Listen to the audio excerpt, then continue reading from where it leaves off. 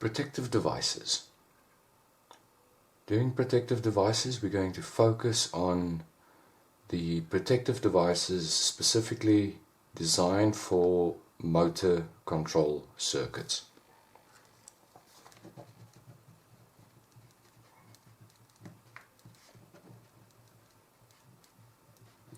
Now, these protective devices can be divided into two different categories. The first category is overcurrent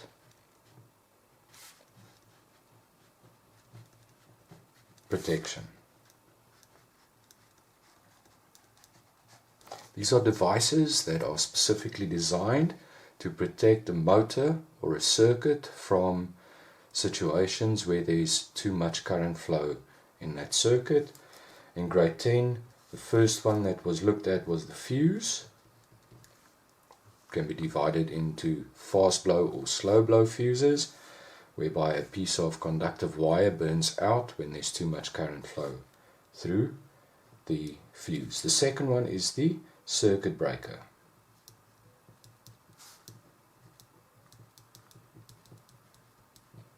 Now, the circuit breaker you'll be familiar with from grade 10's wiring circuits, whereby the circuit breaker has that little switch on it. Put it in the set position, and when there's too much current flow, then that switch will trip and you have to manually reset it. The third one, which is new this year, is the actual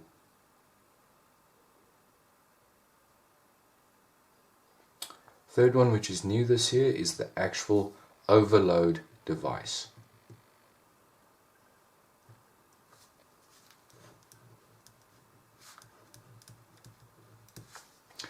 Now, the way that the overload actually operates, it'll have a system whereby it allows wires to flow into the overload device, and then it'll have those same wires flowing out. Now, the overload in itself does not have the ability to disconnect current flow. All it does is it compares or looks at how much current is actually flowing. There's a switch or a adjusting knob on the overload protection device, whereby we can set how much current or at which level of current this has to activate.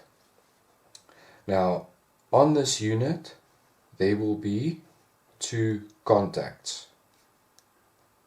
Both will connect via termination screws. The first contact is a normally open contact, whereby it is set in an open way, and when the overload detects too much current, it'll actually close those contacts. The second one is my normally closed contact. It's symbolized by a symbol like that, whereby if the overload measures too much current, that's when the normally closed will then open. These symbols are the generic symbols for a normally open or a normally closed contact. For the overload, typically we don't use the normally open contact, we use the normally closed, and in the control circuits we will represent it with that symbol over there. It's very important that the overload and the overcurrent protection is connected directly to the supply, so that it serves as the first contact that will open in the event of an overcurrent situation.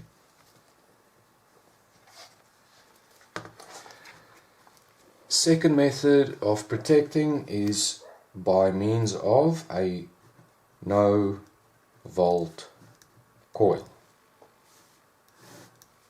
Now the no volt coil in essence isn't really used on its own, not that I've seen.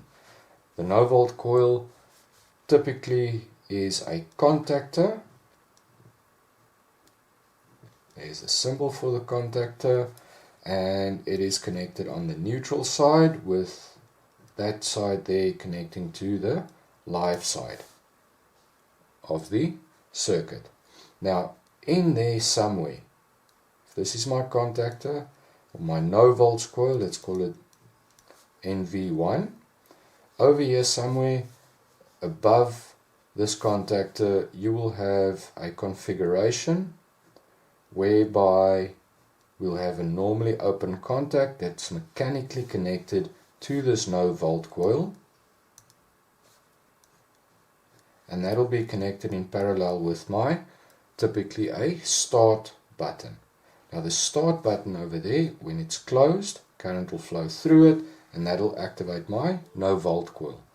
The no volt coil, as long as it has voltage connected to it, will close this no volt contact, and that'll allow for this branch to keep current flowing through the no volt coil. The moment the supply voltage drops too low, then this contact will demagnetize, this switch will open again, and it'll stop or reset the circuit into the off position. Now, other devices that we should be familiar with when it comes to motor control is the emergency stop.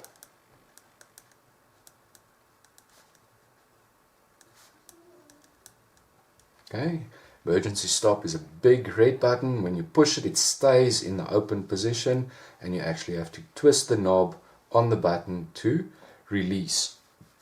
Its symbol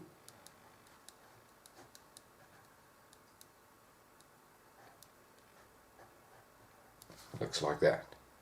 Okay, next is your start button. Okay, start button is a normally open contact. It's like a mouse button or a keyboard button. When you push it, it closes the circuit. When you release it, it opens the circuit.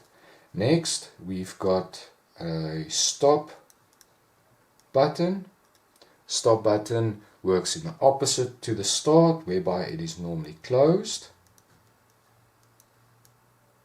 When I push the stop button, it opens, it breaks current flow through it, and when I release the button, it goes back into the closed position.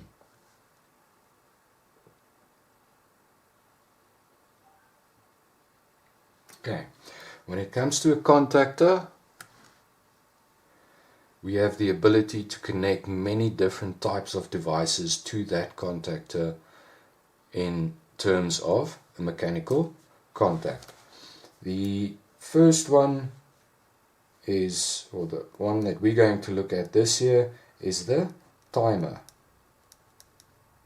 Okay, how the timer works, it works similar to the overcurrent protection, whereby we've got two contacts connected. Those contacts are connected physically onto a normal contactor, and we'll usually symbolize it like that. So this is the contactor, this is the coil inside the contactor. We'll go into more detail about the construction of contactors in a later video.